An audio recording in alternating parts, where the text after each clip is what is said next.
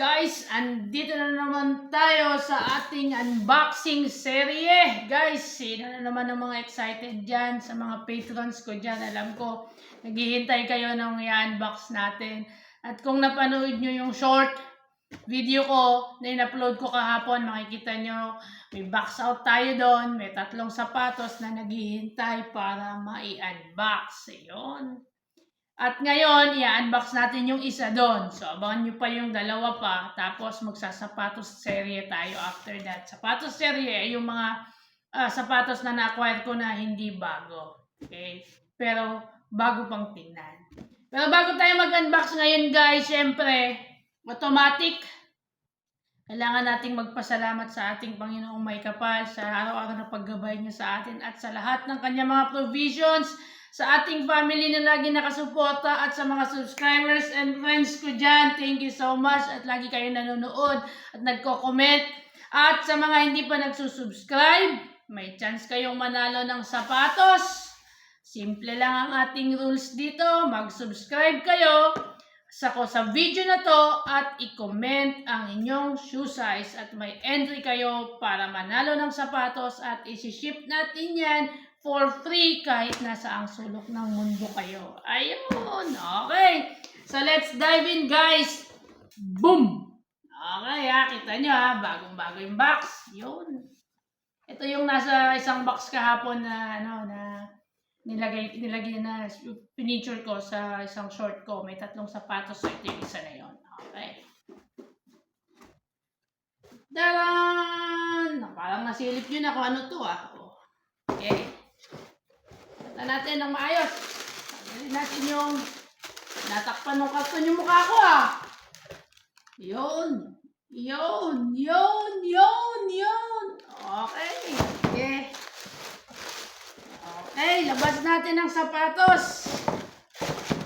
Okay guys, ang i-feature natin ngayon ay yung Air Max SC EXCEE.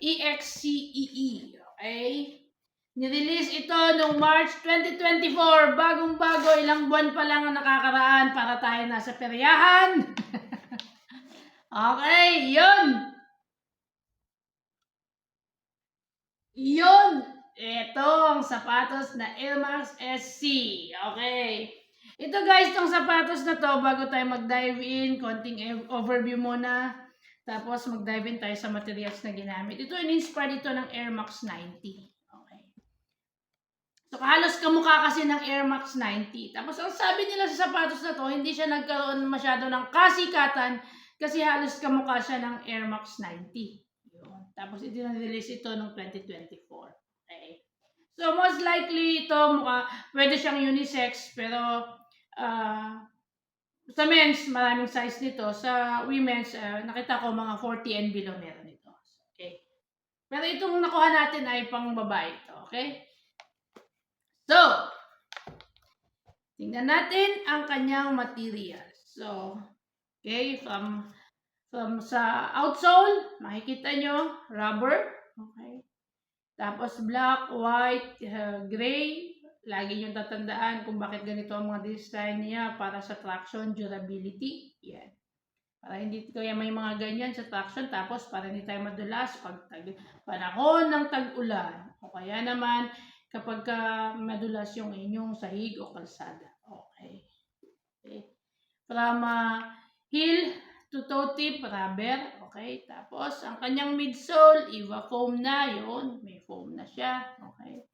Tapos, kung mapapansin nyo, dito, ito yung tinatawag nilang rubber band na nilagay nilang Air Max logo. Yun. Yung band niya until dito sa side na to, umikot na ganon. Yun, makikita nyo yan. So, nandun yung Air Max logo niya. Okay? Tapos, yan ang tinatawag nilang band sa kanyang midfoot. Okay, so ito yung midfoot mo, nakalagay yung kanyang Air Max logo doon sa area na yon. Tapos, doon yung pumasok yung gray. Tapos, gumano. Okay. Tapos, of course, maliban doon, rubber ang material niya, tsaka foam, yung kanyang midsole. Meron siyang synthetic leather dito sa kanyang mudguard at saka yung suede na leather dito, okay? Na nag-extend hanggang sa swoosh niya, okay, ng konti. Tapos hanggang dito sa kanyang eye stock, okay, na-extend nila doon. So parang naghati dito, dito sa banda rito, mudguard, hanggang dito sa area na to ay synthetic leather. Tapos nilagyan nila ng leather sa banda rito. Yun. Hanggang sa swoosh niya. Okay. Tapos, nandito makikita nyo sa tang, yung kanyang Nike logo, nakalagay Nike Air. Tapos sa likod din, okay? Yan. Okay. Tapos meron siya ditong yung air, compressed air, sinasabi ko lagi na may plastic air dito sa loob, yun. Kita nyo, nag-extend hanggang dito. So bagong release lang ito. Kumati yung mata ko dun Bagong release lang ito. Okay, March 2024 itong model na to. Okay. Okay, kasi bawat sapatos may serial code, tapos pag sinearch mo siya makikita mo kung kailan siya inirelease. Okay. 'Yun. Okay. Tapos yung kanyang lacing, flat lacing, yan ang traditional lacing na sinasabi. Okay. Buksan natin para medyo lumuwag naman ng konti at makita ko kung ano ang tahi doon sa loob ng kanyang tang. Okay. Itong tang na to, hindi nakatahi sa bawat side. Dito lang sa kanyang upper part, malapit sa vamp. Yan, dito lang nakatahi. Hindi siya gusseted. Okay. Tapos mapapansin nyo, meron din isang hole dito para kung gusto mong sikipan or design mo na pwede mong ilagay dito yung lace niya. Pwede din. Ayun. Yun. Okay. Okay, yan. So, combination na ito ng textile mesh. Okay, ang bump na to.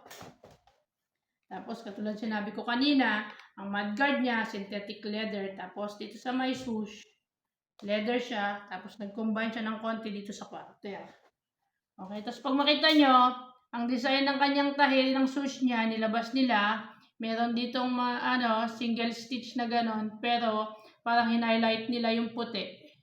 Yun. Yan.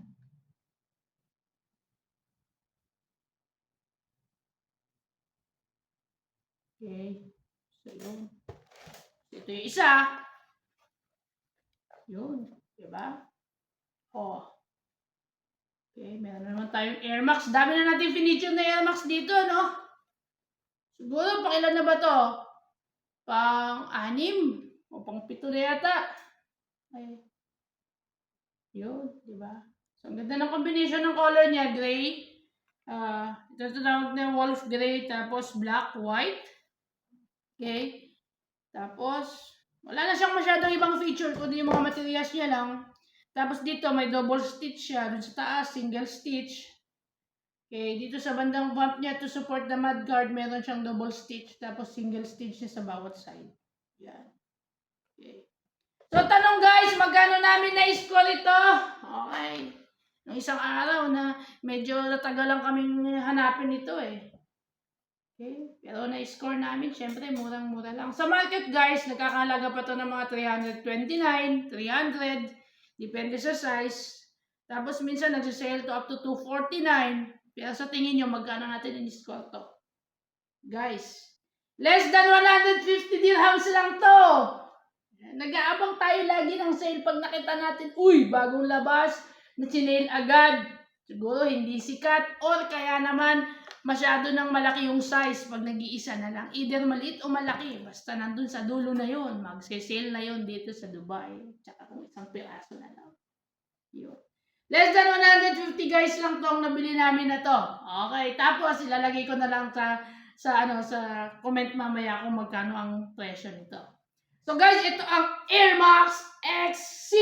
Okay. Size 40. Yun. So, ito ang ating bagong sapatos na in-unbox ngayon guys. Tingnan nyo mabuti. Magandang maganda. Okay. Hindi ko masasabi kung ano ang comfort nito. Pero lahat naman ng Air Max ay maganda pang walking, pang forma. Okay. So, pwede rin ito sa light fitness lang. Okay. Pero kung pantakbo-takbo ito, hindi masyadong Hindi masyadong maganda. Pang formahan lang to dahil. pag nagsimba kayo. Okay? O kaya naman, nagpunta kayo sa mall. O kaya naman, nangarot kayo. Sige, pwede din. Okay. So guys, ito ang Airmax XC. So hanggang dito na lang muna. Sana nagustuhan nyo itong ating sapatos ngayon. At sa susunod na araw, meron tayong i-unbox na isa pang Nike at isang Jordan. Tapos punta tayo sa ating sapatos serye. Mag-feature tayo ulit ng mga Jordans, guys. Mukhang mabilis sa inyo mga Jordans eh. Kapag Jordans ang pinifeature ko, daming views eh. Ha? Okay, so hanggang dito na lang muna guys. Maraming salamat. At God bless you all. Salamat sa panonood. At sa mga subscribers ko sa Pinas, magandang umaga. Sa nasa Amerika, magandang gabi. At dito sa United Arab Emirates, magandang tanghali sa inyong lahat. Okay? Bye-bye!